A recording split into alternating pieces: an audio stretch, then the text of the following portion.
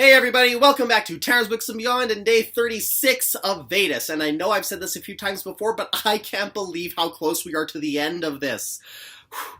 I'm also a little scared that I'm going to run out of things to say about stories, but hopefully that doesn't occur this close to the end. Today's Certain Point of View story is Grounded by Greg Rucka. This one is from the perspective of Nara Case, who is the head engineer for the rebellion, so her and her crew, they basically make sure that all the X-Wings and Y-Wings and any other ship that the rebels are able to get their hands on, they make sure that everything is working properly. And as we go through her thoughts, it's explained that for the engineers, almost every single death that happens during a space battle is personal for them because they have to work on the ships day in, day out. They get to know the crew, they get to know the astromech droids, all that time and effort put in, and then all of a sudden it's just gone, it's wiped out and obliterated. And so it really gets into the heart of what that means and what that feels like for the engineering crew. During the battle itself, we see Nara taking off fighters as they're taken out of the fight and listing the reasons for their death, and while she's doing this, she notices the other engineers kind of like catch their breath and have to leave the room and stuff because these are people they know. And obviously she knows all of them too, but she has to keep everything together because she just built up this huge wall because of all the grief that could happen. I mean, there are people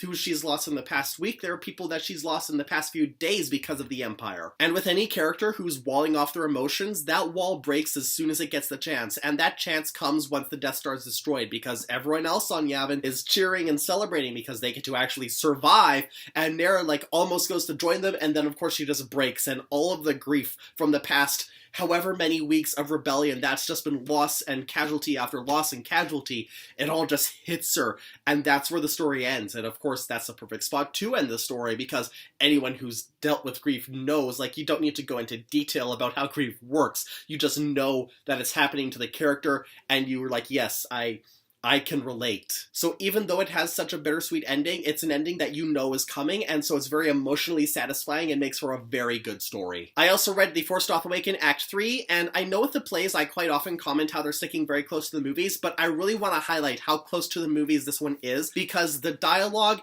it perfectly captures the tones and the elements and emotions that the dialogue has in the movie. Like, obviously it's changed to Shakespearean, so it's not identical dialogue, but it still hits all of those proper beats that I remember from the movies. Like, I'm not gonna say that Han Solo was badly written in the previous plays, but Han Solo was written the best in The Force Doth Awaken. I can actually hear him saying all of the lines that he's given in this play. It also perfectly captures how bumbling Finn is in the first half of the movie, which is extremely funny when it's changed into verse, and it also highlights how chaotic the scene on Maz Kanata's planet is, because we have characters entering and exiting and running back and forth across the stage left and right. It's some of the best staging that I've noticed in the plays. Like, everything else is kind of iffy, which is understandable. You have to try and make do with the scope of the battles that happen in Star Wars. But just on Maz Kanata's planet, the battle scene when the First Order comes in, that is so well choreographed, and I love it. And I would love to see this, I'd love to see them all staged, but I would love to see this one staged specifically. And that's it for today's VEDUS update, and you guys know the drill. You can hit the subscribe button down below, and if you want to check out my upcoming videos, which I don't have very many VEDUS videos left, so you better get on that. You can also feel free to check me out on social media that I've linked below, and until next time, I'll see you all later.